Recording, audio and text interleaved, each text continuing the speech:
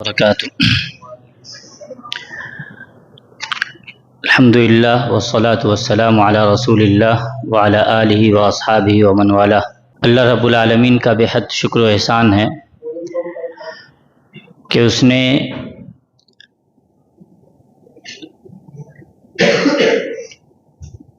اس نے ہماری ہدایت کے لیے الحمدللہ اور ہماری تعلیم و تربیت کے لیے ایسے اسباب مہیا اور پیدا فرمائے جن کے ذریعے ہم گمراہیوں سے بچتے ہوئے حق اور ہدایت کے راستے پر گامزن رہ سکیں۔ الحمدللہ شہر کلکتہ میں، جو کہ پہلے فتنوں کی ایک آماج گاہ بن چکا تھا، جہاں لوگ نبی اکرم صلی اللہ علیہ وسلم کی احادیث کا برملا انکار کیا کرتے تھے، جہاں لوگ صحابہ کرام رضی اللہ عنہم اجمعین پر کھلے ہوئے لفظوں میں اور علی الاعلان طعن و تشنیع کیا کرتے تھے، جہاں لوگوں نے دعوت کے میدان میں نت نئے فتنوں کو جنم دیا تھا، اللہ کے شکر سے اب ان فتنوں میں سے اکثر فتنوں پر روک لگا دی گئی ہے۔ یا تو فتنے کم ہو چکے ہیں یا پھر الحمدللہ معدوم ہو چکے ہیں۔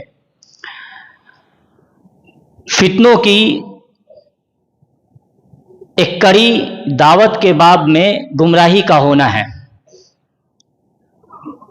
اور عموماً دعوت کی جب بات آتی ہے تو ہمارے ذہنوں میں صرف یہ بات آتی ہے کہ علماء کا عوام کے سامنے خطاب کرنا۔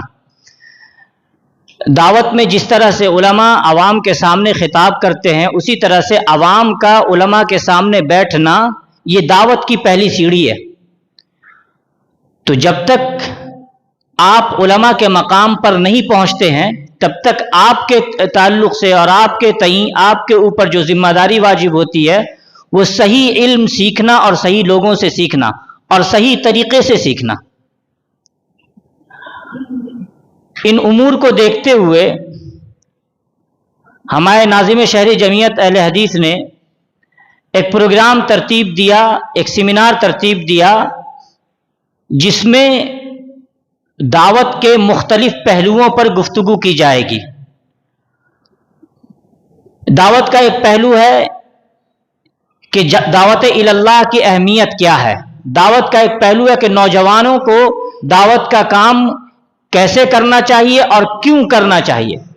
اور دعوت کا ایک پہلو یہ ہے کہ دعوت کے کام میں منحرفین نے، گمراہ لوگوں نے، اہل بدعت نے کیا کیا نئی نئی چیزیں ایجاد کر رکھی ہیں، اور کیسے وہ ہماری دعوت کو روکنے کے لیے کن کن اسباب اور وسائل کا استعمال کرتے ہیں، ان کو جاننا نہایت ضروری ہے۔ ورنہ ایک شخص بظاہر کسی اچھے شخص کو، جو کہ علماء کے لباس میں ہوتا ہے، اس کی باتیں بظاہر قال اللہ قال الرسول کی ہوتی ہیں، لیکن حقیقت میں اس کی دعوت گمراہی اور فتنے کی طرف ہوتی ہے۔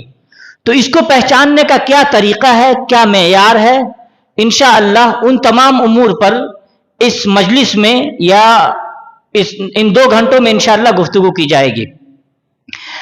ہمارے اس پروگرام کے سب سے پہلے مقرر ہیں شیخ عبداللہ عبدالرشید مدنی حفظہ اللہ۔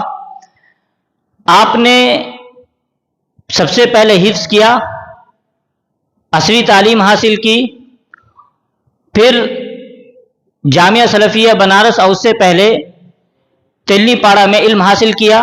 وہاں سے مدینہ میں ان کی مقبولیت ہوئی، مدینہ میں مقبول ہوئے، اور الحمدللہ 4 سال تک مدینہ میں کلیت الشریعہ لاء فیکلٹی سے انہوں نے BA کیا ہے۔ 4 سالوں میں مختلف علماء کرام کے دروس میں حاضری دی ہے، جن میں سب سے معروف اور مشہور شخصیت فضیلت الشیخ سلیمان الرحیلی حفظہ اللہ کے دروس میں پابندی کے ساتھ حاضری دی ہے۔ ہم مدینہ منورہ میں ہندوستانی طلبہ تقریباً 500 سے 550 ہے۔ ان میں اگر چند ایک کو گنا جائے کہ وہ علم اور عمل इंशाअल्लाह, और फिर दावती जिद्दोजहद के एतबार से बेहतरीन हो। उनमें एक, जहाँ तक मैं समझता हूँ, हकीकी इल्म अल्लाह के पास है। इंशाअल्लाह शेख अब्दुल्ला अब्दुल रशीद साहब का नाम उनमें आता है। मैंने तकरीबन 4 साल इनके साथ गुजारा है, और फिर उसके बाद अब तक हमारा बेहतरीन राब्ता है। इल्म के मैदान में बहुत कम नौजवानों को मैंने देखा है कि जो इतने मुतकिन, पुख्ता इल्म और सही इल्म की तलाश में फरागत के बाद भी लगे रहते हैं। बेहतरीन खुसूसियात में से एक खुसूसियत जो मुझे ख़ास तौर से मुझे पसंद है, फतवा में कभी जल्दबाजी या इन्होंने अपने तौर पे कभी फतवा नहीं दिया। और ये आजकल अमूमन तुल्लाबुल इल्म में या नौजवानों में मादूम चीज़ है। जब कोई सवाल आता है तो बिला झिझक सबसे पहले, बल्कि आलिम मौजूद होते हैं, खुद उठ करके फतवा देते हैं। तो ये कुछ खुसूसियात हैं, ये होते या ना होते, मैं इनकी बाबत ये बातें कहता ताकि अहले कलकत्ता इनसे फ़ायदा उठाएं।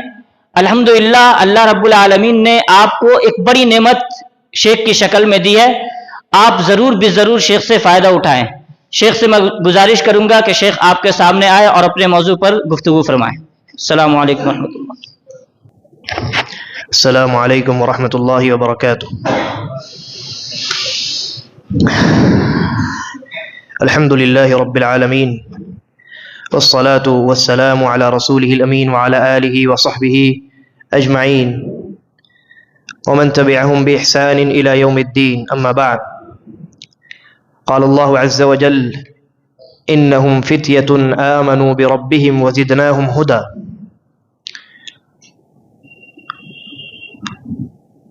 मोहतरम व मुकर्रम हाज़रीन मजलिस, बुजुर्गों, नौजवान साथियों और पर्दानशीन इस्लामी बहनों, शेख अलीम ने कुछ ज़्यादा तारीफ़ कर दी है। इस कदर तारीफ़ के लायक तो हूँ नहीं। अल्लाह ताला से बस दुआ ये है कि वो अपने दीन और अपनी शरीयत की जिस कदर हो सके मुझ नाचीज़ से खिदमत लेता रहे। हज़रात, मेरे लिए जो मौजू मुंतखब किया गया है वो नौजवानों के मुताल्लिक़ है, बल्कि ये आज की मजलिस ही नौजवानों से मुताल्लिक़ है।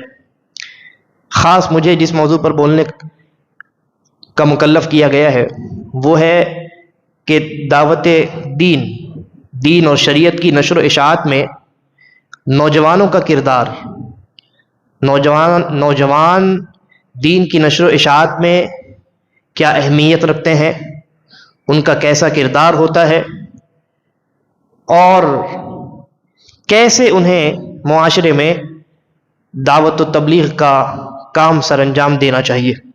इन निकात पर इंशाअल्लाह मुख्तसर सी मजलिस में हमारी गुफ्तगू होगी। अल्लाह ताला हमें हक़ कहने और हक़ पर अमल करने और हक़ की दावत देने और हक़ को लोगों तक पहुँचाने की तौफ़ीक़ अता फ़रमाए।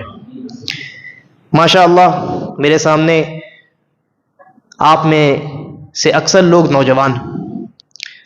नौजवान हैं और ये जवानी अल्लाह ताला की बहुत बड़ी नेमत, इसलिए कि इस मरहले में इंसान जब पहुंचता है, आप ज़रा गौर कीजिए, इंसान को अल्लाह तबारक व तआला जब पैदा करता है तो बचपने का ज़माना उसका गुजर रहा होता है, बचपने के मरहले में वो होता है। उसके बाद लड़कपन के मरहले में दाखिल होता है। ये दोनों मरहला कमज़ोरी का मरहला होता है। इंसान ज़हनी एतबार से भी मैच्योर नहीं होता, जिस्मानी एतबार से भी उस कदर ताकत व क़ुव्वत उसके जिस्म में अभी पैदा नहीं होती। उसके बाद अब वो जवानी की दहलीज पर कदम रखता है। जवानी का एक लंबा मरहला है, इस मरहले को गुजारता है और फिर उसके बाद आखिरी मरहले में कदम रखता है, यानी बुढ़ापे का मरहला, आखिरी मरहला। तो ये आखिरी मरहला यानी 3 मराहिल हो गए। एक तरीके से देखा जाए तो 3 मराहिल हो गए। इंसान 3 मरहलों से होकर के गुजरता है। बचपन और लड़कपन का एक मरहला, जवानी का दूसरा मरहला और बुढ़ापे का तीसरा मरहला। गौर कीजिए, अल्लाह ताला ने भी इस हकीकत को बयान किया है اللہ الذی خلقکم من ضعف ثم جعل من بعد ضعف قوة ثم جعل من بعد قوة ضعفا وشیبہ. اللہ تعالیٰ نے انسان کو دو کمزوریوں کے درمیان پیدا کیا ہے. یعنی انسان پہلے مرحلے میں کمزور ہوتا ہے اور آخری مرحلے میں بھی کمزور ہوتا ہے کہ نہیں؟ بیچ کا جو مرحلہ ہے وہ طاقت و قوت والا مرحلہ ہے، وہ جوش اور جذبے والا مرحلہ ہے، وہ ایک مہم کو سر کرنے والا مرحلہ ہے. ایسا بہترین یہ مرحلہ ہے کہ اس مرحلے میں انسان رکاوٹوں کی پرواہ نہیں کرتا، جس کام کو سر انجام دینے کا عزم کرتا ہے کر گزرتا ہے. یہ انتہائی مبارک مرحلہ ہے، اور یہی وجہ ہے کہ انسان جب جنت میں داخل ہوگا تو اللہ تبارک و تعالی اس کی جوانی کو برقرار رکھے گا، کیونکہ تمام مراحل میں بچپن، لڑکپن، جوانی اور بڑھاپا، ان تمام مراحل میں سب سے بہترین مرحلہ جوانی کا مرحلہ ہے، چاہے وہ مرد ہو یا عورت، لڑکے ہوں یا لڑکیاں ہوں. تو جب یہ جنت میں اہل اسلام اور اہل ایمان جنت میں داخل ہوں گے، صحیح مسلم کی روایت ہے، اللہ کے نبی صلی اللہ علیہ وسلم فرمایا لا یفنی شبابہ، جنتی انسان کی جوانی ختم نہیں ہوگی. اللہ تبارک و تعالیٰ اسی مرحلے میں ان کو جنت میں داخل فرمائے گا. تو آپ اندازہ لگائیے کہ یہ مرحلہ کتنا اہم ہے اور کس قدر قیمتی مرحلہ ہے. یہ زمانہ انسان کی جوانی کا جو زمانہ ہوتا ہے وہ بہت مبارک زمانہ ہوتا ہے، طاقت و قوت اور جوش و جذبے والا زمانہ ہوتا ہے. اس لیے یہ اللہ تعالیٰ کی بہت بڑی نعمت، اور جب نعمت ہے تو اللہ تبارک و تعالیٰ کا یہ قانون ہے کہ اللہ جب نعمت دیتا ہے تو اس نعمت کے بارے میں سوال کرے گا. وَلَتُسْأَلُنَّ يَوْمَئِذٍ عَنِ النَّعِيمِ، ضرور بھی ضرور تم سے ہر نعمت کے متعلق پوچھا جائے گا، سوال و جواب ہوگا. اسی لیے نبی اکرم صلی اللہ علیہ وسلم نے فرمایا کہ بھائی قیامت کے دن ایک انسان اپنی جگہ پر جب اللہ کے سامنے، اللہ کے حضور حساب و کتاب کے لیے کھڑا ہوگا تو 5 ایسی بڑی بڑی چیزیں ہیں جن کے جواب کے بغیر انسان اپنی جگہ سے ہل نہیں سکے گا. ان میں سے ایک چیز کیا ہے؟ فرمایا وعن شبابہ، پہلے تو عمر کا تذکرہ ہے، وعن عمرہ فیما افناہ، پوری عمر کے بارے میں تو سوال ہو گئی کہ عمر کہاں گزاری، لیکن عمر کے تمام مراحل میں بطور خاص جوانی کے مرحلے کے بارے میں اللہ تبارک و تعالیٰ سوال کرے گا، کہے گا. اللہ کے نبی نے فرمایا وعن شبابہ فیما ابلاہ، اس کی جوانی کے متعلق بطور خاص اس سے اللہ رب العزت سوال کرے گا کہ کہاں گزاری جوانی، کہاں گنوائی، کیسے گزاری جوانی.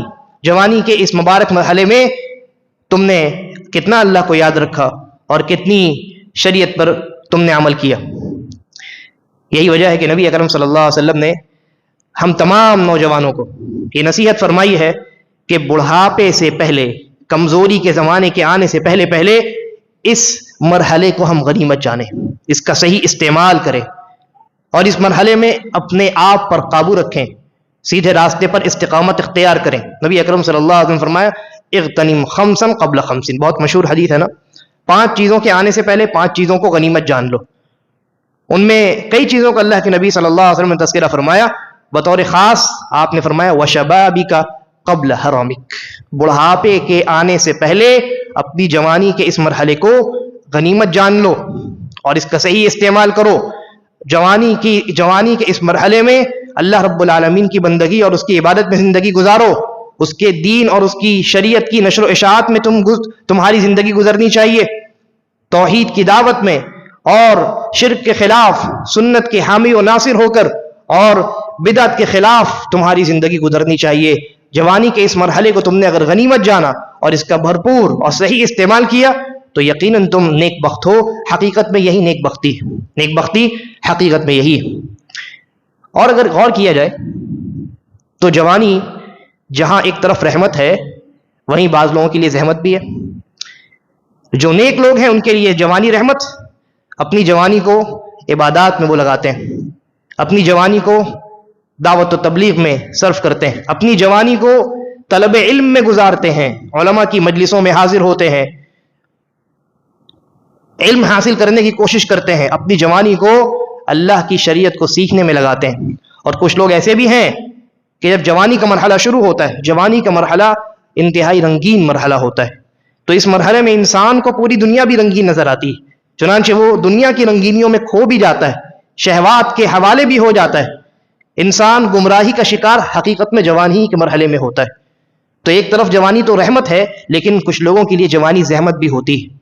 لہذا جس انسان نے جوانی کے اس مرحلے میں اپنی خواہشات پر قابو حاصل کر لیا، جوانی کے اس مرحلے میں جس نے دنیا کی رنگینیوں سے اپنے آپ کو بچا لیا، جوانی کے اس مرحلے میں سیدھے راستے پر جو ثابت قدم رہا، اللہ کی بندگی میں زندگی گزارتا رہا، دعوت و تبلیغ کے راستے میں لگا رہا، امر بالمعروف اور نہی عن المنکر کا فریضہ انجام دیتا رہا، ایسا نوجوان اللہ رب العالمین کو بہت پسندیدہ ہے، اللہ رب العالمین کو بہت پسند ہے۔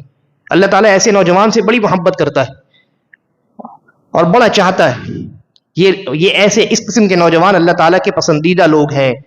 نبی اکرم صلی اللہ علیہ وسلم کی بڑی مشہور حدیث ہے نا کہ 7 قسم کے لوگ قیامت کے دن اللہ کے عرش کے سائے میں ہوں گے، جس دن کوئی سایہ نہیں ہوگا، اس میں سے ایک شاب نشأ فی عبادت اللہ، ایک ایسا نوجوان جو اپنی زندگی اللہ کی عبادت میں گزارتا ہے۔ اللہ کی عبادت کے کئی طریقے ہیں، نماز بھی عبادت ہے، روزہ اور زکوٰۃ بھی عبادت ہے، تہجد اور دیگر نوافل کا اہتمام بھی عبادت ہے، سچ بولنا بھی عبادت ہے، اطاعت والدین بھی عبادت ہے۔ ان عبادتوں میں ایک اہم عبادت دعوت اللہ بھی ہے، توحید کی دعوت بھی ہے، دین کی دعوت بھی ہے، شریعت کی دعوت بھی ہے۔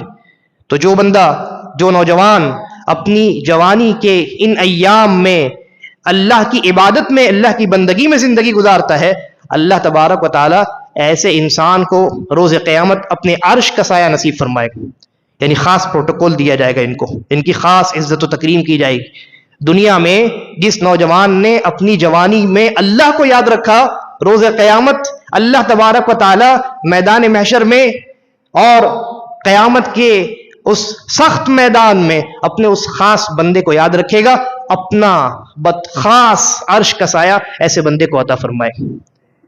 نبی اکرم صلی اللہ علیہ وسلم کی ایک اور حدیث ہے، آپ نے فرمایا ان اللہ لیعجب من الشاب، اللہ تعالیٰ ایسے نوجوان کو بہت پسند کرتا ہے، لیست لہ صبوہ، کہ جوانی کے ایام میں جو گمراہی کا شکار نہیں ہوتا ہے، گمراہی کے جوانی کے مرحلے میں جس پر اس کی نفسانی خواہشات غالب نہیں آتی ہیں، جو دنیا کی رنگینیوں میں کھو نہیں جاتا ہے، جوانی کے مرحلے میں بھی جو انسان اپنے آپ کو سیدھے راستے پر گامزن رکھتا ہے، اللہ رب العالمین کو ایسا نوجوان بہت پسند ہے۔ اور یہی وجہ ہے کہ اللہ تبارک و تعالی نے دعوت جیسے اہم فریضے کو انجام دینے کے لیے نوجوانوں کا انتخاب کیا۔ جتنے نبی آئے دنیا میں وہ سب جوانی کے مرحلے میں آئے، کوئی نبی ایسے نہیں تھے کہ جو 60 سال 70 سال کے قریب پہنچ گئے تب اللہ نے ان کو نبوت اور رسالت عطا فرمائی۔ تمام انبیاء جوانی کے مرحلے میں اس دنیا میں تشریف لائے۔ تقریباً علماء نے لکھا ہے کہ 33 سے 40 سال کے درمیان اللہ تبارک و تعالی نبیوں کو نبوت اور رسالت سے سرفراز کیا کرتا تھا۔ آپ دیکھیے قرآن مقدس پڑھیے، اللہ تبارک و تعالی نے حضرت ابراہیم علیہ السلام کا تذکرہ کیا۔ حضرت ابراہیم جو امام الموحدین ہیں اور جنہوں نے توحید کی آواز اور توحید کے جھنڈے کو ایسا بلند کیا کہ اللہ تبارک و تعالیٰ نے رہتی دنیا تک کے تمام انسانوں کو، یہاں تک کہ آخری نبی جناب محمد الرسول اللہ صلی اللہ علیہ وسلم کو بھی حضرت ابراہیم کے ملت اور ان کے طریقے پر چلنے کا حکم دیا، ان کے ملت کے اتباع کا حکم دیا۔ وہ حضرت ابراہیم علیہ السلام، ان کا تذکرہ قرآن مجید میں اللہ تبارک و تعالیٰ نے جب کیا اور ان کا واقعہ بیان کیا کہ انہوں نے شرک کی نفرت میں، توحید کی محبت میں اور مصلحت اور حکمت کے تحت قوم والوں کو ان کی حقیقت سمجھانے اور بتانے کے لیے اور شرک سے انہیں دور کرنے اور ان کی آنکھیں کھولنے کے لیے انہوں نے جب ایک حربہ استعمال کیا اور ایسا طریقہ کہ جس کی بنیاد پر ان کے سامنے حقیقت واضح ہو جائے اور کسی کو حجت کرنے کی ہمت نہ ہو، حضرت ابراہیم علیہ السلام نے ان کی تمام بتوں کو توڑ ڈالا۔ جب وہ لوگ عید کے لیے کہیں کسی تہوار پر شہر سے نکلے، اپنے گھروں سے نکلے اور بستی سے دور چلے گئے، تو وہاں حضرت ابراہیم علیہ السلام نے اس موقع کو غنیمت جانا اور تمام بتوں کو توڑ ڈالا۔ پورا واقعہ ہم جانتے ہیں۔ اس کے بعد جب وہ واپس آئے تو اب تلاش کرنے لگے کہ کس نے یہ حرکت کی ہے، کس نے ہمارے بتوں کو توڑ ڈالا، یہ حرکت ہمارے معبودوں کے ساتھ کس نے کی۔ تو ان کی میٹنگ ہوئی اور اس میٹنگ میں حضرت ابراہیم کا نام ذکر کیا گیا۔ کہا گیا کہ ایک شخص تو ہے ہماری بستی میں، ایک ایسا شخص ہے جو ہمیشہ ہمارے معبودوں کے بارے میں بری بات کرتا ہے، ہمارے معبودوں کو باطل قرار دیتا ہے۔ تو اللہ تبارک و تعالیٰ نے ان کا تذکرہ فرمایا۔ ان کی قوم نے کہا جب ان کی میٹنگ ہوئی تو ان کی قوم نے کہا سمعنا فتن, ہم نے ایک نوجوان کو سنا ہے, یذکرہم, جو ہمارے معبودوں کا تذکرہ کرتا تھا, یقال لہ ابراہیم, انہیں ابراہیم کے نام سے جانا جاتا ہے. آپ دیکھیے حضرت ابراہیم علیہ السلام نے توحید کے ایوانوں میں کیسے زلزلہ برپا کیا. کون تھے؟ خود ان کی قوم نے کہا کہ ایک نوجوان ہے بھائی, ایک نوجوان ہے, بوڑھا انسان نہیں ہے, عمر دراز اور بہت زیادہ اس کی عمر نہیں ہوئی, عمر دراز انسان نہیں ہے, بلکہ بزرگ نہیں ہے, نوجوان ہے, نوجوان ہے, اس نے یہ حرکت کی ہے, اس نے ہمارے ایمانوں میں زلزلہ برپا کیا ہے, اس نے توحید کے عالم کو بلند کیا ہے. تو دعوت کا یہ ایک طریقہ ہے, یہ حکمت ہے, حکمت کے تحت دعوت یہ انتہائی اہم شے ہے. چنانچہ ابراہیم علیہ السلام نوجوان تھے, اللہ تبارک و تعالیٰ نے نوجوانی میں حضرت ابراہیم علیہ السلام کو نبوت و رسالت کے منصب پر فائز کیا. اسی طرح آپ دیکھیے قرآن مجید میں جن نیک لوگوں کا تذکرہ ہے ان میں سورۃ الکہف پڑھیے. سورۃ الکہف انتہائی مبارک سورہ ہے, بڑے بڑے فتنوں سے اس میں آگاہ کیا گیا ہے اور امت کے لیے بڑے بڑے پیغامات اس میں بیان کیے گئے. ان میں اللہ تبارک و تعالیٰ نے سب سے پہلا واقعہ اور سب سے پہلا قصہ جن لوگوں کو ذکر کیا, جن لوگوں کا ذکر کیا ہے, وہ یہی نوجوان. اللہ نے کہا انہم فتیۃ, وہ نوجوان تھے, آمنوا بربہم, جنہوں نے اپنے رب پر ایمان لایا, وزدناہم ہدی, ہم نے ان کو ہدایت میں اور زیادہ کر دیا. تو نبی نوجوانی میں مبعوث کیے جاتے ہیں, اور نیک لوگ نیکی کا مبارک عمل جو انجام دیتے ہیں وہ اپنی نوجوانی میں انجام دیتے ہیں. نوجوانی میں اللہ رب العالمین کے خاص بندے, نیک بندے غفلت والی زندگی نہیں گزارتے. حضرات آپ صحابہ کرام کو دیکھیے, صحابہ کرام رضوان اللہ علیہم اجمعین, انہوں نے دین اور شریعت ہم تک پہنچائی. کیسے پہنچائی؟ آرام طلبی کے ذریعے نہیں, اپنی جوانی میں غفلت برت کر نہیں, بلکہ حضرات صحابہ کرام رضوان اللہ علیہم اجمعین نبی اکرم صلی اللہ علیہ وسلم کے قدموں میں پڑے رہتے تھے. اپنی جوانی انہوں نے نبی اکرم صلی اللہ علیہ وسلم کے حوالے کر دی تھی. جوانی کے ان ایام میں طلب علم کا ان کے اندر شوق تھا, نبی اکرم صلی اللہ علیہ وسلم کی خدمت میں حاضر رہا کرتے تھے. یہ حضرت ابو ہریرہ رضی اللہ عنہ وارضاہ نبی اکرم صلی اللہ علیہ وسلم کی خدمت میں پڑے رہتے ہیں, 24 گھنٹے صفہ کے چبوترے پر مسجد نبوی کے اندر موجود رہتے ہیں, وہیں پڑے رہتے ہیں. کوئی کھانے کو دیتا ہے تو کھا لیتے ہیں, ورنہ نبی اکرم صلی اللہ علیہ وسلم سے حدیثوں کو سنتے ہیں اور یاد کرتے ہیں. جی یہ انس ابن مالک رضی اللہ عنہ, انس ابن مالک جب اللہ کے نبی صلی اللہ علیہ وسلم مدینہ تشریف لائے تو یہ 10 سال کے تھے, 10 سال کے تھے, ابھی جوانی کی دہلیز پر قدم انہوں نے رکھا تھا اور بس جوان ہونے والے تھے. ان کی والدہ نے نبی اکرم صلی اللہ علیہ وسلم کی خدمت میں لگا دیا, اور خود کہتے ہیں کہ جب نبی اکرم صلی اللہ علیہ وسلم کی وفات ہوئی تو میری عمر 20 سال تھی. 20 سال, ایک دم جوانی کی ابتدا, یا جوانی جس مرحلے میں جوش میں ہوتی ہے, یہ وہ مرحلہ تھا. نبی اکرم صلی اللہ علیہ وسلم کی خدمت میں اپنی جوانی انہوں نے گزاری, اور احادیث کو منتقل کرنے والے وہ صحابہ کرام جنہوں نے سب سے زیادہ احادیث کو ہم تک پہنچایا ہے, جنہوں نے سب سے زیادہ احادیث کو روایت کیا ہے, ان میں ایک نام تو حضرت ابو ہریرہ ہے, اور تیسرا نام حضرت انس ابن مالک رضی اللہ عنہ کا آتا ہے. یہ مکثرین بالروایہ, روایت حدیث میں کثرت کے ساتھ وہ روایت بیان کرنے والے صحابہ کرام میں ان کا شمار ہوتا ہے. کیسے؟ انہوں نے اپنی جوانی کے ایام میں نبی اکرم صلی اللہ علیہ وسلم کی خدمت میں حاضر ہو کر آپ سے علم حاصل کیا, سیکھا, حدیثوں کو یاد کیا, اللہ کے نبی صلی اللہ علیہ وسلم کی مجلسوں میں حاضر رہے, آپ کی خدمت میں حاضر رہے. جوانی کے مرحلے میں اللہ تعالیٰ نے ان کو کیا انعام دیا؟ انعام یہ دیا کہ ان کو اللہ تعالیٰ نے سب حدیثوں کو سب سے زیادہ جن صحابہ کرام نے روایت کیا ہے ان کے زمرے میں تیسرے نمبر پر فائز کر دیا. اسی طریقے پر آپ دیکھیے حضرت عبداللہ بن مسعود رضی اللہ عنہ خود فرماتے ہیں, نبی اکرم صلی اللہ علیہ وسلم کے مدینہ آنے کے بعد کہتے ہیں کننا نغزو مع النبی صلی اللہ علیہ وسلم ونحن شباب, ہم اللہ کے نبی صلی اللہ علیہ وسلم کے ساتھ غزوات میں شریک ہوا کرتے تھے.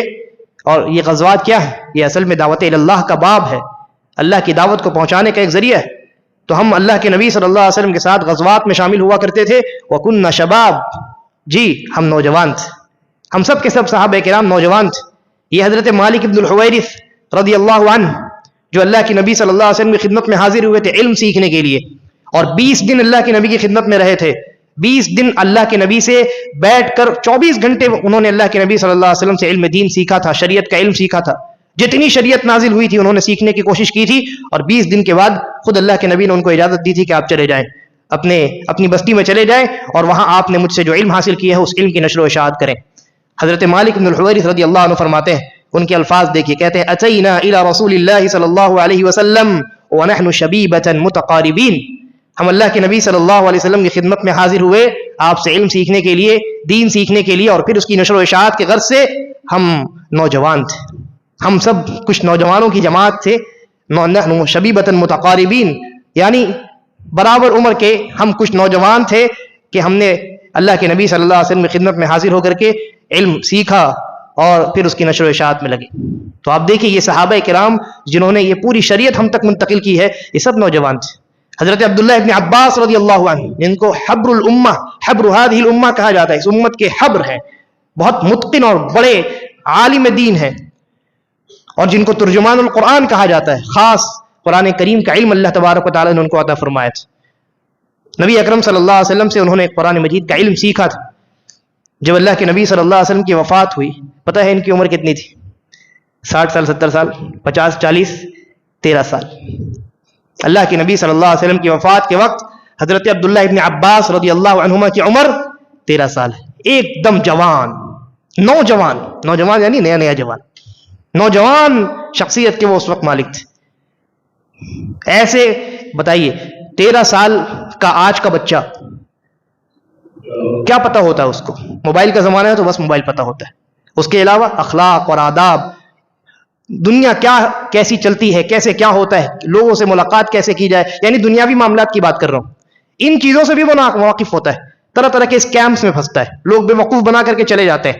کیوں؟ دن بھر موبائل میں پڑا رہتا ہے، راتوں کو جاگ کر کے موبائل جیسی اور چیزوں میں مشغول رہتا ہے، صبح سونے میں گزار دیتا ہے. یہ نوجوانوں کی حالت. 13 سال کا آج کل کا ہمارا بچہ تو بچہ اس کو لوگ گھر میں بابو کہتے ہیں. 13 سال کے نوجوان کو لوگ بچہ کہتے ہیں، بابو کہتے ہیں، اس کو بڑا ہونے ہی نہیں دیتے. حضرت عبداللہ ابن عباس رضی اللہ عنہ، نبی اکرم صلی اللہ علیہ وسلم نے ان کو دعا دی ہے ان کے اس نوجوانی کے مرحلے میں کہ اے اللہ، اللہم فقہہ فی الدین وعلمہ التأویل، اے اللہ ان کو دین کی سمجھ عطا فرما اور قرآن مجید کی تفسیر کا علم انہیں عطا فرما. عبداللہ ابن عباس رضی اللہ عنہما قرآن مجید کے بہت بڑے عالم بنے. اتنے بڑے عالم بنے کہ حضرت عمر بن خطاب رضی اللہ عنہ جب کوئی مشورہ کرتے اپنے زمانے خلافت میں، تو جو بدری صحابہ کرام تھے، جو جنگ بدر جو پہلی جنگ تھی اس میں جو صحابہ کرام شامل ہوئے تھے، بزرگ صحابہ کرام، ان صحابہ کرام کی میٹنگ بلاتے اور پھر وہاں اس بڑے معاملے کا فیصلہ کیا جاتا. اس مجلس میں نوجوان صحابہ کرام جتنے اس زمانے میں مدینے میں موجود ہوتے تھے، کسی کو دعوت نہیں دی جاتی تھی، کسی کو آنے کی اجازت نہیں تھی سوائے حضرت عبداللہ ابن عباس رضی اللہ عنہ. حضرت عمر حضرت ابن عباس کو لے کر کے حاضر ہوتے تھے. بعض صحابہ کرام نے اعتراض بھی کیا کہ ہمارے بھی تو بچے ہیں، ہماری بھی اولاد ہے، نوجوان ہے، ہمارے بھی بیٹے ہیں، ان کو آنے کی اجازت نہیں ہے، عباس کے بیٹے کو آنے کی اجازت ہے، کیوں؟ تو حضرت عمر نے ایک مرتبہ حضرت عبداللہ ابن عباس کو بلایا اور مجلس میں بیٹھایا اور مجلس والوں سے کہا کہ سورۃ النصر کی تفسیر بیان کیجیے. لوگوں نے کہا کہ ہاں اس میں اس بات کا ذکر ہے کہ جب نصرت آ جائے اور مکہ فتح ہو جائے تو نبی اکرم صلی اللہ علیہ وسلم کو حکم دیا گیا ہے کہ آپ کثرت سے اللہ تعالیٰ کی حمد و ثنا بیان کرنا شروع کریں، تسبیح و تحمید میں مشغول ہو جائیں اور کثرت سے استغفار کریں، اللہ تعالیٰ بڑا بخشنے والا ہے. حضرت عمر نے پوچھا اس کے علاوہ کوئی اور پیغام جو اس میں موجود ہے تم میں سے کسی نے بیان نہ کیا ہو تو کر دو. سب نے کہا کہ بس یہی تفسیر ہے. حضرت عمر نے نوجوان صحابی عبداللہ ابن عباس رضی اللہ عنہما سے پوچھا آپ بتائیں کوئی ایسی بات جو انہوں نے نہیں ذکر کی؟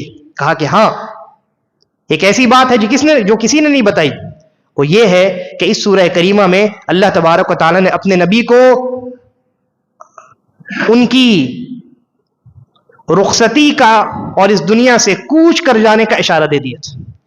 یعنی نبی اکرم صلی اللہ علیہ وسلم کا مشن مکمل ہو جائے، نصرت و تائید اللہ تعالیٰ کی حاصل ہو جائے، مسلمانوں کو طاقت و قوت عطا کر دی جائے، مکہ وہ سرزمین جہاں سے مسلمانوں کو نبی اکرم صلی اللہ علیہ وسلم کو نکال دیا گیا تھا، مکہ فتح ہو جائے، مشن آپ کا مکمل ہو گیا. تو اب اس کے بعد کیا بچا؟ اللہ تعالیٰ نے کہا کہ آپ کی وفات کا اور اس دنیا سے رخصت ہونے کا وقت قریب آ چکا ہے، تحمید و تسبیح اور استغفار میں وقت گزاری ہے۔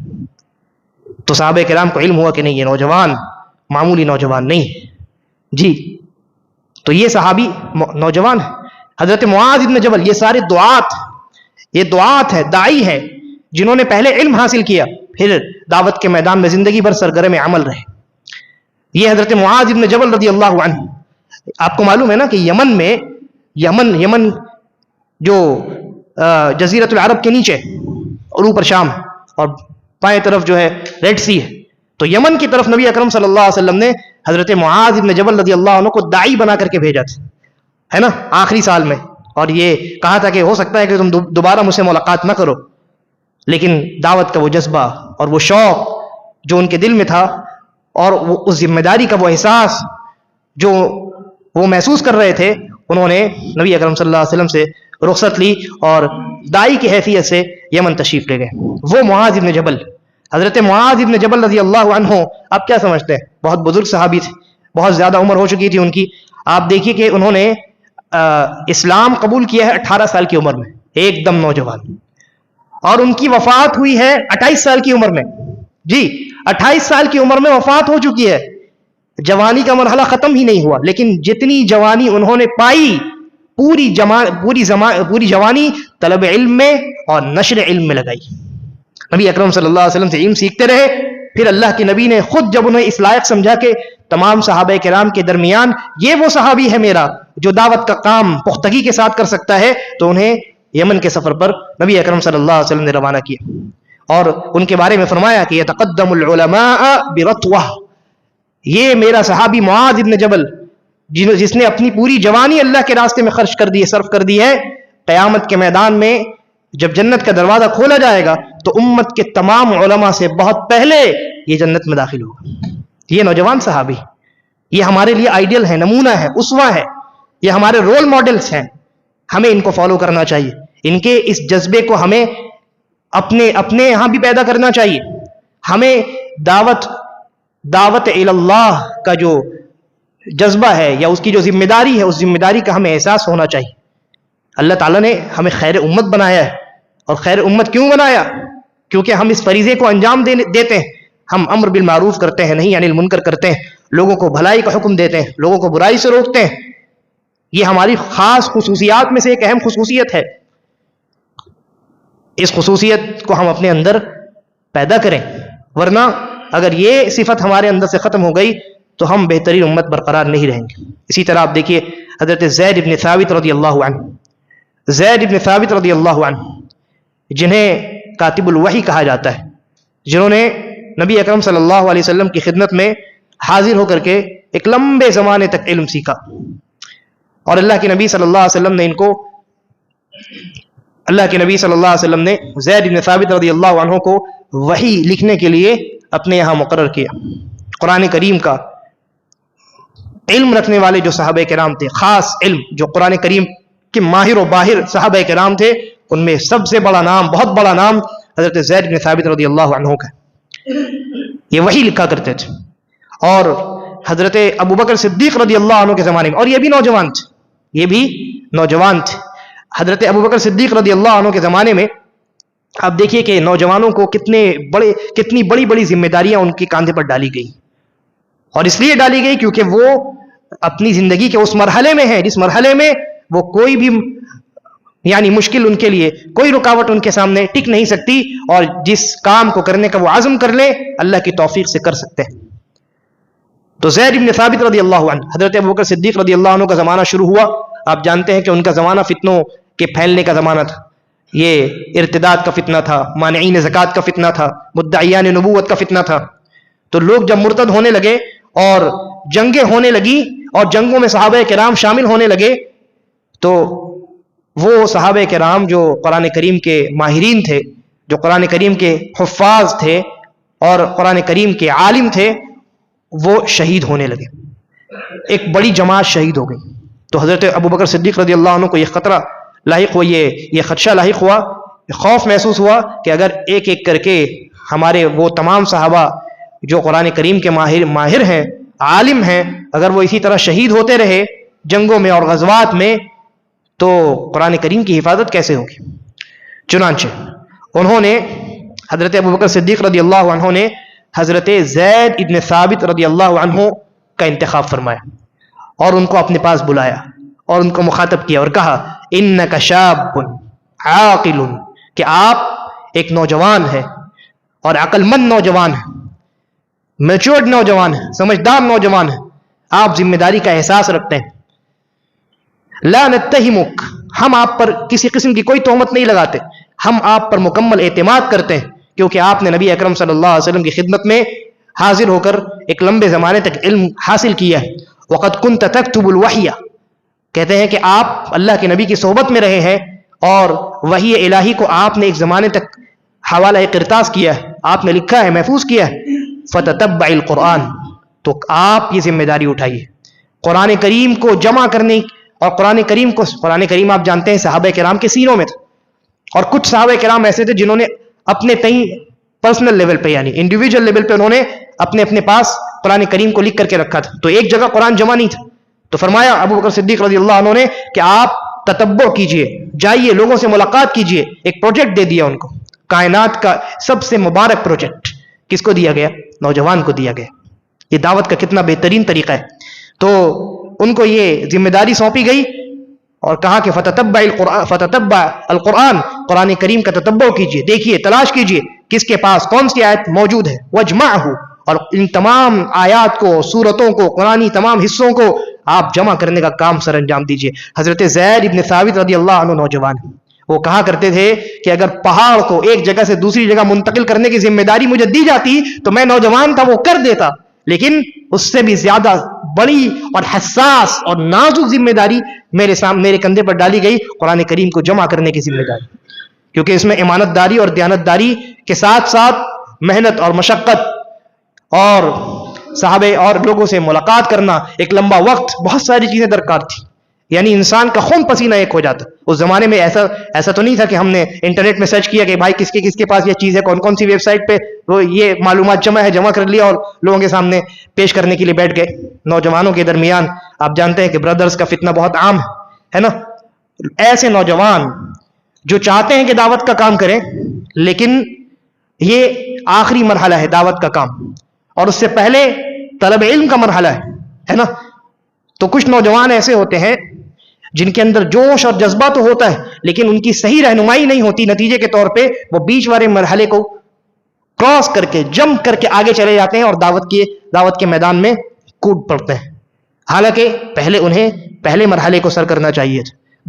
دعوت دین سے پہلے علم دین حاصل کرنی چاہیے تھی. ہم کہتے ہیں جن نوجوانوں کے دل میں یہ شوق ہے، یہ جذبہ ہے کہ وہ نشر و اشاعت کرے دین کی، لوگوں کی صحیح رہنمائی کریں اور توحید و سنت کو بیان کریں، لوگوں کے سامنے اپنے آپ کو پیش کرے کہ مجھ سے علم حاصل کیجئے، یہ کام اور یہ جذبہ اور یہ شوق انتہائی مبارک ہے، بہت نیک ہے. لیکن اس سے پہلے ضروری ہے کہ وہ علم حاصل کریں. اس سے پہلے یہ ضروری ہے کہ وہ علم حاصل کریں. حضرت ابوبکر صدیق رضی اللہ عنہ نے کس کا انتخاب کیا؟ بہت سارے صحابہ کرام تھے نا. ان تمام صحابہ کرام میں حضرت ابوبکر نے زید ابن ثابت رضی اللہ عنہ کا انتخاب کیوں کیا؟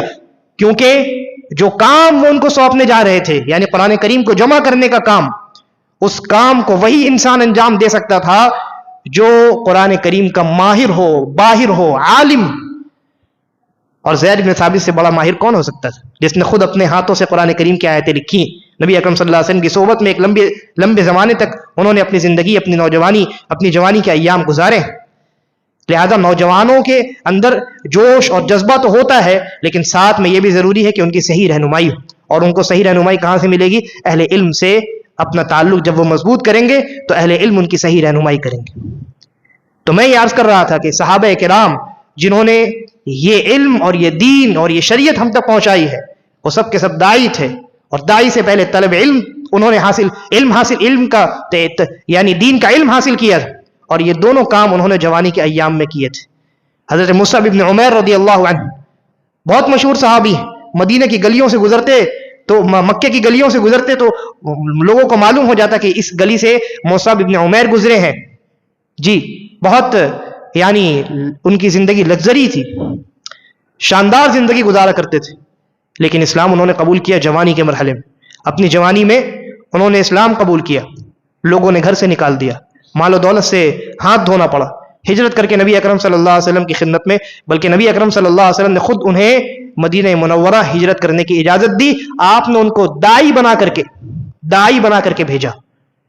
حضرت مصعب نے اپنا گھر بار چھوڑا، اپنی مال و دولت چھوڑی، اپنے رشتہ داروں سے قطع تعلق کیا، نبی اکرم صلی اللہ علیہ وسلم کی خدمت میں حاضر ہوئے، علم سیکھا، آپ سے شریعت سیکھی، توحید سیکھی، شریعت اور شریعت کے جو بڑے بڑے مسائل اس وقت نازل ہو چکے تھے اس کا علم حاصل کیا. اور اس کے بعد جب اللہ کے نبی صلی اللہ علیہ وسلم کو مدینے میں ایک داعی کو بھیجنے کی ضرورت پڑی ہجرت سے قبل کی بات، تو اللہ کے نبی صلی اللہ علیہ وسلم نے اس صحابی کا، اس نوجوان صحابی کا انتخاب کیا، حضرت مصعب بن عمیر رضی اللہ عنہ.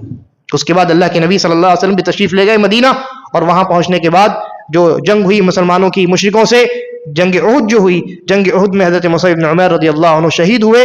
اور شہید جب ہوئے تو وہ بھی کیا منظر تھا کہ جب قبر میں ان کے کفن کو ان کے جسم پر رکھا گیا تو کفن کم پڑ گیا، سر ڈھانک دیا جاتا تو پیر کھل جاتا، اور پیر کو چھپایا جاتا تو سر کھل جاتا. اللہ کے نبی صلی اللہ علیہ وسلم نے فرمایا کہ سر کو ڈھانک دو اور پیر میں اذخر نام کا جو گھاس ہے وہ گھاس ان کے پیر پر لا کر کے ڈال دو اور ان کے تدفین کا عمل مکمل کرو. آپ دیکھیں کتنے صحابہ کرام سب کے سب نوجوان تھے. انبیاء جنہوں نے نبوت اور رسالت جیسی عظیم ذمہ داریاں انجام دی وہ نوجوان تھے. حضرات صحابہ کرام جنہوں نے پوری دین، پوری شریعت ہم تک پہنچائی وہ سب نوجوان تھے. یہ نوجوان ہی تھے جنہوں نے اس قدر عظیم امور کو انجام دیا ہے. اور آج ہم نوجوان ہیں کہ کچھ نہیں کرتے. آج ہم اپنا جائزہ لیں، ہم کیا کرتے ہیں؟ ہم صرف دنیا کے پیچھے بھاگتے ہیں. ایک بچہ جیسے ہی جوان ہوتا ہے فکر ہوتی ہے کہ اس کا کیریئر کیا ہوگا، کہ کیسے کمائے گا، کتنا کمائے گا، ڈاکٹر بنے کہ انجینئر بنے، ہے کہ نہیں؟ لوگ آج کے نوجوانوں کو، یعنی ماں باپ اپنی نوجوان اولاد کو دنیا کے پیچھے لگاتے ہیں. دین کا علم، شریعت، دین اور شریعت پر عمل، اللہ تعالیٰ سے محبت، رسول اللہ صلی اللہ علیہ وسلم سے محبت، آپ کے اتباع کا جذبہ، علم حاصل کرنے، دینی علم اور شرعی علم سیکھنے کا شوق، اور دعوت اللہ کے میدان میں اترنے کا جذبہ، اور یہ اس ذمہ داری کو انجام دینا، ان تمام چیزوں سے آج کا نوجوان پیچھے. اور نتیجہ کیا ہوتا معلوم ہے؟ جب صحیح راستے پر نہیں لگایا جاتا تو یہ نوجوان پھر غلط راستے پر لگ جاتا ہے. اس کو ایسے لوگ ملتے ہیں. نوجوانی کا مرحلہ ایسا مرحلہ ہوتا ہے جس میں انسان کو جو بتایا جائے، سکھایا جائے، وہ اس کی گتھی میں بیٹھ جاتا ہے. تو اگر نوجوانی کے بعد سلف کے اقوال ہیں اس سلسلے میں کہ جوانی کے ایام میں جو انسان سیدھے راستے پر ہے تو اللہ تعالیٰ اس کو توفیق دیتا ہے کہ اس کی وفات اسی راستے پر ہو، اور جو جوانی کے ایام میں گمراہ ہو جاتا ہے پھر بہت مشکل ہوتا ہے اس کا سیدھے راستے پر آنا. لہذا نوجوانوں کو چاہیے کہ ان صحابہ کرام اور ان بڑی ہستیوں کو اپنی نظروں کے سامنے رکھے، اور انہوں نے جس طریقے سے دعوت دین اور نشر شریعت کا کام انجام دیا ہے، دعوت و تبلیغ کا کام انہوں نے جو انجام دیا ہے، اور اس سے پہلے انہوں نے طلب علم میں جو ایک لمبی اپنی جوانی گزاری ہے، ان چیزوں کو بھی سامنے رکھیں اور بتدریج آہستہ آہستہ اس میدان میں اپنے آپ کو لگانے کی کوشش کریں. آپ نوجوان ہیں، علماء کے پاس بیٹھیے، علم حاصل کیجئے یا مدارس سے جڑ جائیے. آج کل تو ماشاءاللہ بہت آسانی ہے نوجوانوں کے لیے، آن لائن پلیٹ فارمز پر علماء موجود ہیں اور علم سکھاتے ہیں. تو بڑے بڑے جو علماء ہیں آپ ان تک پہنچ سکتے ہیں آسانی کے ساتھ، ان سے جڑ سکتے ہیں آسانی کے ساتھ، اور ان سے علم حاصل کر سکتے ہیں آسانی کے ساتھ. ان علماء سے آپ علم حاصل کیجئے اور اپنے آپ کو مضبوط کیجئے. پہلے اپنی بنیادوں کو مضبوط کیجئے، اور بنیاد جب مضبوط ہو جائے اور آپ کے اساتذہ جب اس بات کی اجازت دیں کہ ہاں اب آپ نشر و اشاعت کے میدان میں، دعوت و تبلیغ کے میدان میں قدم رکھ سکتے ہیں باضابطہ طور پہ، تب آپ دعوت و تبلیغ کے میدان کو سنبھالیے اور اپنے اس فریضے کو انجام دیجیے. اور اگر آپ باضابطہ طور پہ نہیں بھی رکھتے ہیں اس راستے میں، باضابطہ طور پہ علم حاصل نہیں بھی کرتے ہیں، تو بھی آپ کو اللہ تعالیٰ نے جو بنیادی علم شریعت کا عطا کیا ہے اس علم کی روشنی میں اپنے تعین، اپنے لیول پر رہ کر کے، اپنے سرکل میں آپ دعوت و تبلیغ کا کام کر سکتے ہیں. یعنی آپ توحید تو جانتے ہیں، शिर्क से आप आगाह हैं, किसी को शिर्क करते हुए देखें तो टोके। कोई इंसान तौहीद से दूर है, तौहीद सिखाएं। कोई हराम काम करता है, उसके हराम काम में उसका साथी न बने, उसको टोकें, उसको नसीहत करें। कोई नेकी के उमूर से पीछे है, आप उसको उन उमूर में और नेकियों में, इताअत व बंदगी के अमाल में उसको लगाने की कोशिश करें। तो हर इंसान दाई है, हर मुसलमान दाई है, लेकिन दाई होने का यह मतलब नहीं है कि हर इंसान मुफ्ती है, और दाई होने का यह मतलब नहीं है कि हर इंसान मिंबर व मेहराब संभाल सकता है। दाई होने का यह मतलब नहीं है कि हर इंसान एक कैमरा लगा करके उसके सामने बैठकर अपनी वीडियो रिकॉर्ड करके फिर उसको लोगों के सामने पेश कर सकता है। हर इंसान अपने लेवल पर दावत का काम करे, और जिसको बाज़ाब्ता तौर पे दावत का काम करना है वो बाज़ाब्ता तौर पे इल्म हासिल करे, और फिर उसके बाद दावत के मैदान में वो कदम रखे, तो गुमराही उसका मुकद्दर नहीं होती। अहले इल्म ने नौजवानों को चंद नसीहतें फरमाई हैं। आप देखिए, हजरत इब्ने शौज़ब रहमहुल्लाह है, वो कहते हैं इन्न मिन निअमतिल्लाहि अला शबाब, के नौजवान जो लोग होते हैं ये अल्लाह की नेमत है कि जब वो इबादत के रास्ते में लगें और उन्हें एक ऐसा साथी मैसर आ जाए जो साहिब सुन्नत है, जो साहिब सुन्नत है, सही मनहज वाला है, सही अकीदे वाला है। जब ऐसा साथी नौजवानों को मैसर होता है तो फिर उनकी सही रहनुमाई होती है, वो सीधे रास्ते पर चलते हैं, वो सीधे रास्ते पर रहते हैं, उनकी आक़िबत अच्छी हो जाती, आखिरत अच्छी हो जाती। और अगर उन्हें ऐसा साथी मिल गया जिसने उनको गुमराह करने का काम शुरू किया, सहाबे किराम के खिलाफ बदजन करना शुरू कर दिया, जी नबी अकरम सल्लल्लाहु अलैहि वसल्लम की हदीसों के मुतालिक उसको बदगुमान कर दिया और गुमराही के रास्ते से उसको मुंसलिक कर दिया, तो ऐसा नौजवान बर्बाद हो जाता। इलाज क्या है? इलाज ये है कि अहले इल्म की मजलिसों में नौजवान शामिल हों, उलमा के, तुल्लाबुल इल्म की मजालिस को वो लाजिम पकड़े, उनके साथ अपना ताल्लुक बना करके रखे। हजरत अम्र इब्न कैस रहमहुल्लाह फरमाते हैं कि जब एक नौजवान परवरिश पाता है तो अपनी नौजवानी के उस मरहले में फ़इन आथर अन युजालिस अहलल इल्म, जब वो अहले इल्म की मजलिसों को इख्तियार करने लगता है, नौजवानी के मरहले में अहले इल्म से करीब होने लगता है, अहले इल्म की मजलिसों में, महफिलों में, उनके दुरूस में, उनके मुहाज़रात में शामिल होने लगता है, काद अन यस्लम, तो गुमराही से बच जाता है।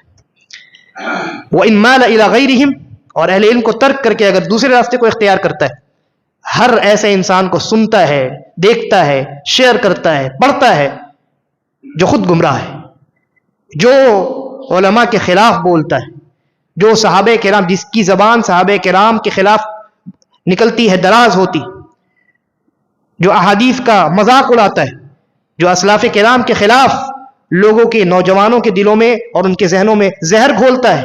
जब ऐसे लोगों को नौजवान सुनते हैं तो ऐसे लोग बड़े चर्ब ज़बान होते हैं, मुनाफिकीन की तरह। अल्लाह ताला ने फरमाया वइज़ा रअयतहुम तुअजिबुका अजसामुहुम व इन यक़ूलू तस्मा' लिक़ौलिहिम कअन्नहुम खुशबुम मुसन्नदा, ये मुनाफिकीन जो होते हैं बड़े चर्ब ज़बान होते हैं। तो वैसे ही जो गुमराह लोग होते हैं, जो बिदअती होते हैं, वो भी बड़े चर्ब ज़बान होते हैं, और उनका पहला निशाना ये नौजवान होते हैं। तो नौजवान जब अहले इल्म की मजलिसों से दूर होता है तो अहले इल्म से भी बदगुमान होता है, नबी अकरम सल्लल्लाहु अलैहि वसल्लम की हदीसों से भी बदगुमान होता है, आपके सहाबा से भी बदगुमान होता है, और आहिस्ता आहिस्ता वो दीन से निकल जाता है, सही रास्ते से गुमराह हो जाता है और गुमराही के रास्ते पर वो चलने लगता है। लिहाजा ज़रूरी है कि हम अपने आप को इन चीज़ों से बचाएं। सबसे पहले तो इल्म हासिल करें, और इल्म अगर हम बादाब्ता तौर पे हासिल करते हैं तो इल्म हासिल करने के बाद तब दावत के मैदान में कदम रखें। आप देखिए, शहर कलकत्ता की बात कीजिए। मैं एक सवाल करता हूँ, शहर कलकत्ता में अहले कलकत्ता, यानी जो लोग कलकत्ता में बसते हैं, जिनकी पैदाइश कलकत्ते में हुई, जो यहाँ बसे हुए हैं, यहाँ के बाशिंदे हैं, उनमें कितने उलमा पैदा हुए, कितने दुआत मौजूद हैं? शहर कलकत्ता में जितने दुआत हैं, जितने दाई हजरात मौजूद हैं, जितने उलमा हैं, सब बाहर से आते हैं। कोई बिहार से ताल्लुक़ रखते हैं, कोई यूपी से ताल्लुक़ रखते हैं, कोई झारखंड की रियासत के यानी सूबे से ताल्लुक़ रखते हैं, मुख्तलिफ इलाकों से उनका ताल्लुक़, कोई मध्य प्रदेश से ताल्लुक़ रखते हैं, कलकत्ते से ताल्लुक़ नहीं रखते। कलकत्ते में, शहर कलकत्ते में, कलकत्ते का आलिम कहाँ है, कलकत्ते का हाफिज कहाँ है? कलकत्ते के नौजवानों के यहाँ یہ بے راہ روی کیوں پائی جاتی ہے؟ اور ہم کہتے ہیں کہ علماء کام نہیں کرتے. آپ نے علماء پیدا کہاں کیے کہ وہ کام کریں؟ علماء پیدا کیجئے، اپنی اولاد کو دینی اور شرعی علم کو سیکھنے میں لگائیے، باضابطہ طور پر مدارس میں ان کا داخلہ کروائیے تاکہ وہ اہل علم کے سامنے بیٹھیں، ادب سیکھیں، علم سیکھیں، اخلاق سیکھیں، ان کی تربیت ہو. اس کے بعد 10 سال 12 سال 15 سال کے بعد جب وہ میدان دعوت میں قدم رکھیں تو پختگی کے ساتھ دعوت دین کا کام کریں. تو یہ ہمارے لیے افسوس کا مقام ہے. اللہ تعالیٰ سے میں دعا کرتا ہوں کہ وہ ہمیں دعوت دین کی ذمہ داری کا احساس ہمارے دلوں میں پیدا کرے، ہمیں اس بات کی توفیق دے کہ ہم اللہ تعالیٰ کے دین اور اس کی شریعت کو سیکھنے اور سکھانے میں جوانی کے ان مبارک ایام کو ہم صرف کریں، اور اخلاص اور الہیت کے ساتھ دعوت طلب علم کے بعد دعوت اللہ کے میدان میں ہم قدم رکھیں، اور نوجوانی کے اس مرحلے کو ہم اللہ رب العالمین کی عبادت و بندگی میں گزاریں تاکہ اللہ تعالی ہم سے راضی ہو سکے، ہم سے اپنے دین کا کام لیتا رہے، اور جب ہمارا خاتمہ ہو تو ایمان اور اسلام پر ہو. ھذا وباللہ التوفیق وصلی اللہ وسلم علی نبینا محمد وعلی آلہ وصحبہ اجمعین. والسلام علیکم ورحمۃ اللہ وبرکاتہ.